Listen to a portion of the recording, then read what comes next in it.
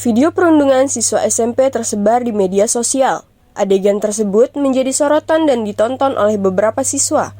Belakangan telah terungkap pelaku adalah MK, pelajar kelas 9 SMP Negeri 2 Cimanggu, Cilacap. Sedangkan korban berinisial FF yang merupakan adik kelas MK. Baik, selamat malam rekan-rekan media. Kami akan menyampaikan sedikit masalah kasus bullying yang terjadi di SMP 2 Cimanggu ini yang sempat memviralkan dunia jagat maya. Jadi untuk kronologinya seperti ini, rekan-rekan semua. Jadi si tersangka ini tidak terima klasis ataupun kelompok dari sekolah lain begitu. Makanya si tersangka ini minta si korban mengakui gitu. Dengan demikian sangat disayangkan kalau kalau sampai terjadi dengan aksi-aksi kekerasan seperti ini begitu. Demikian teman-teman. Bismillahirrahmanirrahim. Assalamualaikum warahmatullahi wabarakatuh. Selamat siang, salam sejahtera untuk kita semua. Saya perwakilan dari sekolah SMP Negeri 2 Cimanggu, Cilacap akan menanggapi terkait kasus yang sudah terjadi di lingkungan sekolah kami. Mendengar kabar ini, saya luar biasa sangat kaget dan tidak menyangka bahwa pelaku bisa melakukan hal tersebut. Pasalnya pelaku ini cukup berprestasi dan kemarin juga baru juara 2 lomba pencaksilat di lingkungan antar sekolah SMP negeri. Setelah kejadian ini, saya mendengar adanya kelompok basis. Saya langsung komunikasikan ke wali kelas. Jadi kalau ada murid yang tidak masuk atau berhalangan hadir, kedepannya alasannya harus jelas. Kalau perlu harus menghubungi wali murid yang tidak masuk. Setelah kejadian ini juga perwakilan dari sekolah, langkah yang akan kita ambil, kita akan memanggil wali murid yang terlibat dan sekolah akan melakukan tindakan yang tegas kepada pelaku dan murid-murid lain yang akan terlibat. Selebihnya bagi pelaku kita akan serahkan kepada pihak yang berwajib, karena ini juga merupakan tindakan kriminal dan sudah melanggar hukum.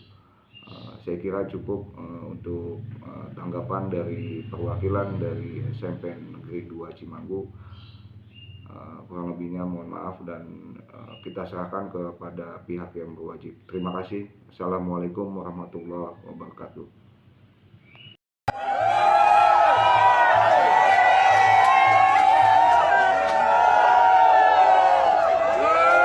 Dan untuk tersangka juga telah kami amankan ke kantor polisi. Untuk saat ini kami masih mendalami kasus ini dan masih menyelidiki apa motif sebenarnya di balik ini gitu. Karena tersangka juga masih di bawah umur, kami juga harus ekstra keras untuk bisa mendalami kasus ini, dan kami juga menganut ke Undang-Undang Sistem Peradilan Anak. Dan ini juga menjadi salah satu PR untuk kami petugas kepolisian untuk menuntaskan dan mencari tahu motif dari tersangka ini.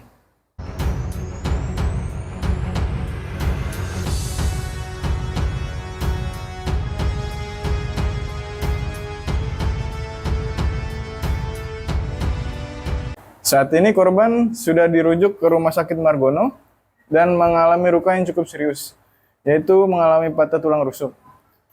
Serta korban juga mendapatkan trauma healing untuk mengobati luka mentalnya. Ya, saya melihatnya cukup miris kalau bahwasannya ini terjadi di bawah umur. Sangat disayangkan letak pengawasan guru terhadap murid-muridnya, dan pastinya saya sendiri mengharapkan bahwa pelaku harus diadili seadil-adilnya sesuai dengan hukum yang berlaku di Indonesia. Meskipun mereka masih di bawah umur, karena pembulian itu akan membuat traumatik bagi si korban dan perbuatan tersebut sangat tidak dibenarkan bagi siapapun. Dan harap kedepannya peran guru sangat penting untuk lebih mengawasi murid-muridnya. Seperti menurut Anderson dan Carnage ya, ada dua faktor yang memungkinkan seorang anak melakukan aksi bullying, yaitu faktor personal dan faktor situasional. Di mana faktor personal ini merupakan bagaimana interaksi dan atau pola asuh orang tua yang diberikan kepada anak tersebut. Sedangkan faktor situasional meliputi interaksi antar kelompok atau lingkungan sekitarnya dan lingkungan sekolahnya. Jadi yang pertama kita harus melihat dari faktor personalnya dulu. Bagaimana pola asuh yang diberikan orang tuanya kepada anak tersebut. Biasanya anak menjadi berani untuk melakukan bullying atau menjadi superior itu dikarenakan pola asuh yang otoritas atau membatasi sang anak untuk selalu mengikuti kemauan atau arahan dari orang tuanya. Sehingga sang anak merasa sangat terbatas karena anak menjadi susah untuk berpendapat atau sekedar meluapkan perasaannya kepada orang tuanya. Akhirnya muncullah rasa anak tersebut merasa bahwa dirinya itu lemah, tidak dihargai, atau tidak bernilai, sehingga aktualitas dirinya ini menjadi tidak terpenuhi. Kemudian pada saat di lingkungan lain, anak tersebut berusaha dan ingin menjadi superior atau terlihat eksistensinya.